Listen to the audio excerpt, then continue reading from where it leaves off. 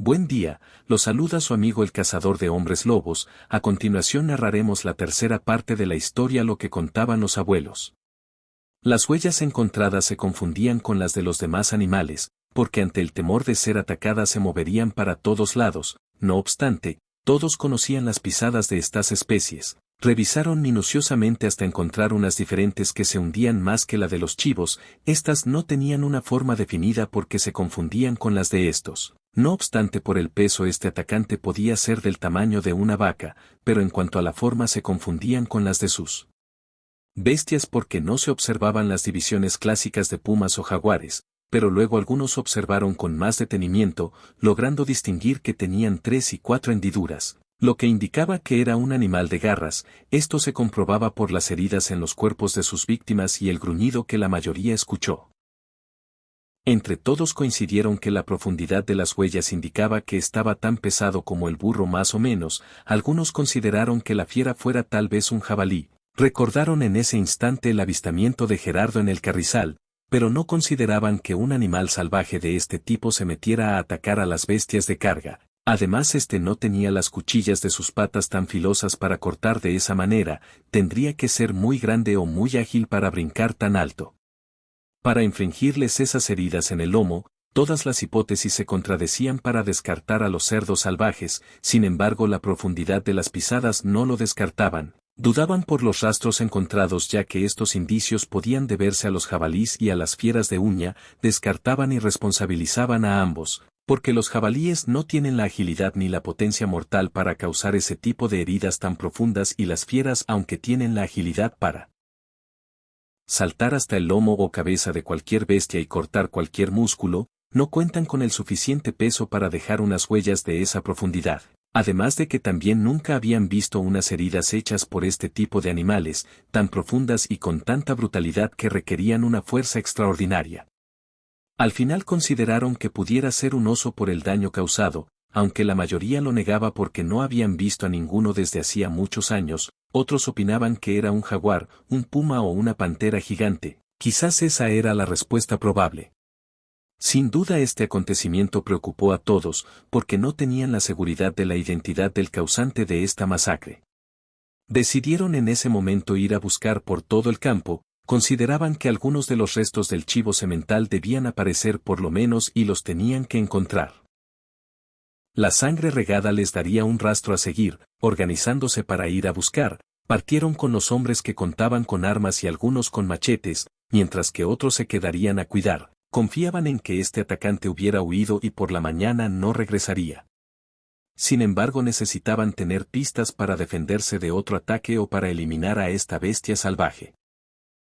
El comisario de inmediato revisó el lugar por donde observó la huida o el movimiento de la bosquera cuando escapó el invasor. Al principio les fue difícil encontrar huellas, pero don Teófilo, un señor como de 60 años, acostumbrado a andar de cacería con sus tíos y abuelos, que escuchó todo el alboroto, pero que no fue a ver lo que sucedió en el terreno de Chema, les dijo que lo esperaran, que los acompañaría, pero primero necesitaba que le permitieran ver las huellas que encontrara en él.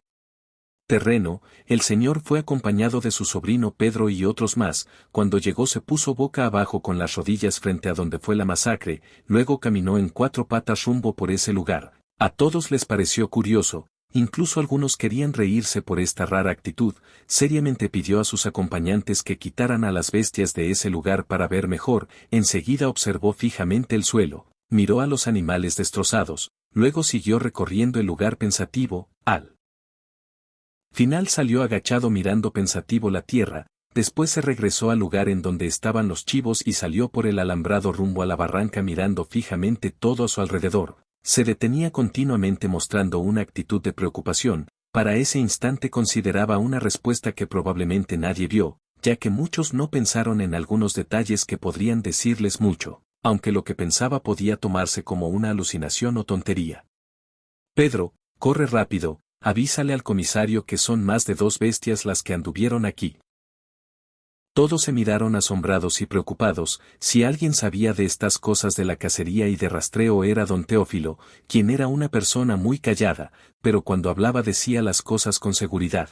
A pesar de que algunos dudaban de su capacidad, fueron a avisarle al comisario y a su gente. Sin embargo, en ese momento encontró algunas huellas de sangre que lo llevaban a las grandes cañadas. Rápido escuchó a Pedro, pero lo ignoró porque tenía la seguridad de tener algo concreto y no solo ideas o conjeturas falsas. Pensó que quizás fuera cierto lo que afirmaba don Teófilo, pero por el momento tenían la posibilidad y una evidencia fresca que los llevaría al asesino. Caminaron rápidamente, aunque las huellas se perdían por el terreno terroso y boscoso, seguían con seguridad algunas ramas quebradas. Después de 2 horas llegaron por otro rumbo en dirección al carrizal. Quizás el animal que vio Gerardo si era un oso o un gran felino. Sigilosamente llegaron a este lugar y rodearon esa gran extensión de terreno durante casi 1 hora. Los 8 pobladores que tenían sus escopetas se repartieron estratégicamente el espacio. Se prepararon sabiendo que este tipo de animales suelen atacar en caso de ser acechados o verse en peligro. Todos se subieron a los árboles, las escopetas retumbaron simultáneamente para asustar y hacer correr al depredador si se consideraba amenazado. De inmediato escucharon algunos sonidos de jabalíes despavoridos buscando huir. En ese momento todos observaban varios animales moverse ágilmente para ponerse a salvo, corriendo por donde sea. En la parte más baja del lugar vieron recorrer una gran masa negra que movía todo a su alrededor. Sin duda era jabalí, un macho dominante gigantesco, que cuando llegó a una distancia cercana de Yair, le disparó varias veces logrando acertarle en el costado derecho, el cual no menguó la velocidad y desesperación de esta fiera, que solo saltó un poco más al resentir el dolor, pero no se detuvo y todos se bajaron para seguirlo, exaltado por la adrenalina de ver a un cerdo salvaje extraordinario por su tamaño que podía matar a cualquier persona y animal. El diestro tirador junto con otros lo siguieron, observaron que sangraba un poco, no lo dejarían hasta alcanzarlo para liquidarlo. Era ahora o nunca. Los demás, al escuchar el disparo, se acercaron a informarse. Juan les relató lo que ocurrió. Preocupados y ansiosos por liquidar a esta bestia en ese momento, avanzaron rápidamente por un llano que estaba en la parte baja. Después de casi 2 horas pasando mediodía, Renato alcanzó a ver al gran macho subir por una cima bastante escarpada que le sería difícil caminarla en poco tiempo. Yair, ligero y atlético, ascendió lo más rápido que pudo, aunque no se comparaba con la velocidad de su presa, que la recorrió en poco tiempo. Sin embargo, cuando llegó a la cima, sorpresivamente la bestia esperaba escondida en unos matorrales. Por un momento perdió el sentido de ubicación, porque ignoraba en dónde estaba, solo miraba estar rodeado por las grandes peñas que le dificultaban el paso y la vista. De pronto escuchó un galope violento que se dirigía hacia él. Sorprendido y asustado, apuntó nerviosamente su escopeta, pero no le dio tiempo porque fue embestido por el animal, que lo dejó malherido de un solo golpe. Luego se le fue a mordidas. Yair se defendía con el arma a pesar de sentir un dolor intenso en la espalda y en las piernas. Renato, quien llegó en ese instante, se le fue con el machete logrando asestarle 2 golpes en el lomo que le provocaron dolor y un pequeño sangrado al salvaje atacante. Sin embargo, estas heridas no amedrentaron su coraje. Siguió ahora contra Renato, quien se subió a una roca mientras el animal trataba de subirse para atacarlo, en ese momento con la escasa fuerza que tenía y soportando el dolor. El herido tomó su arma y apuntó con mucha dificultad hacia la bestia logrando disparar. Afortunadamente le dio un tiro en el costado logrando que el animal se resintiera automáticamente, tanto que se olvidó de Renato para irse contra él nuevamente. Sin embargo, Yair, con las escasas fuerzas que le quedaban, agarró nuevamente la escopeta sabiendo que estaba en peligro de muerte. Reconocía que no debía fallar. Esperó nerviosamente que se acercara este agresor furibundo a unos cuantos metros. En ese instante el gigantesco jabalí, sintiendo que perdería la vida, aceleró la velocidad para intentar asestar un golpe fortísimo y letal, pero se quedó en el intento, porque el disparo salió pleno. Se le incrustó en el pecho, al sentir que su cuerpo fue atravesado por algo caliente que le impedía correr normalmente, pero ahora sintió ahogarse por la pérdida de sangre, por lo que la bestia desvió su camino hacia Yair y viró lentamente hacia el voladero, donde intentó bajar. Pero sus patas no lo sostuvieron, se desbarrancó a unos 30 metros de altura.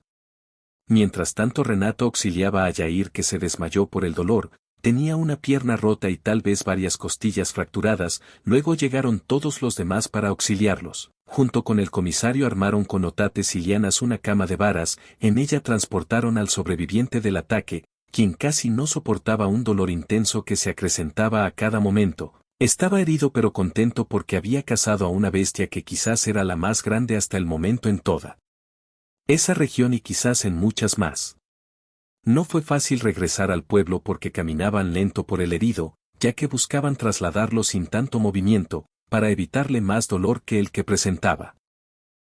Casi anocheciendo llegaron al pueblo, rápidamente llevaron al héroe y víctima con don Teófilo, quien era huesero y curandero. Atento y preocupado le dio a beber bastante mezcal para que soportara el dolor que le causaría, porque le entablilló la pierna al descubrir que la tenía quebrada. Esa noche todos contaron esa gran aventura a pesar de la desgracia. Un animal gigantesco fue cazado por Yair, quien resultó herido. Esta bestia posiblemente podía ser el atacante de la noche anterior, sin embargo, tenían que comprobarlo revisando el lugar.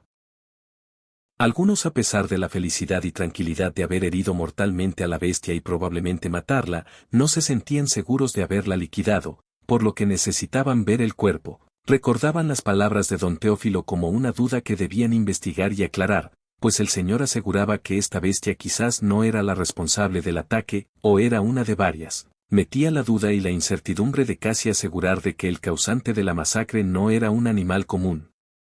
Que no era normal. Que quienes atacaron esa noche tal vez lo harían nuevamente. Por el momento solo quedaba estar atentos. Don Teófilo, usted no cree en nada, siempre piensa diferente, en vez de darnos confianza o darnos consejos nos mete dudas, pero no nos dice por qué no está de acuerdo en lo que la mayoría piensa. Nos dice muchas cosas pero no nos aclara que ve mal. ¿Por qué piensa eso? De que la fiera que se metió a matar puede ser de lo malo, o que pueden ser dos o más. No encontramos más animales por más que buscamos. Usted dice que las huellas no pertenecen a un jaguar o a un jabalí, entonces según usted, ¿qué animal o bestia atacó a los animales de Chema? Remigio, sé que ustedes o tú tienes sus ideas y las respeto, aunque no lo creas o no me crean, fui cazador por mucho tiempo, conozco algunas mañas de estas fieras, mis abuelos me decían de algunas cosas que hacen por costumbre, otras que hacen por coraje. Aquí veo las dos cosas juntas pero no normales. Este animal mató a varias chivas y se llevó al macho, como dicen ustedes, no le dio tiempo de comérselo en ese rato, porque gracias a Dios sonaron los disparos, pero me llama la atención que encontraran el camino de sangre que les dejó este animal, pero no lo hallaron. Una fiera grande, he visto pumas y jaguares en verdad grandes, hijo.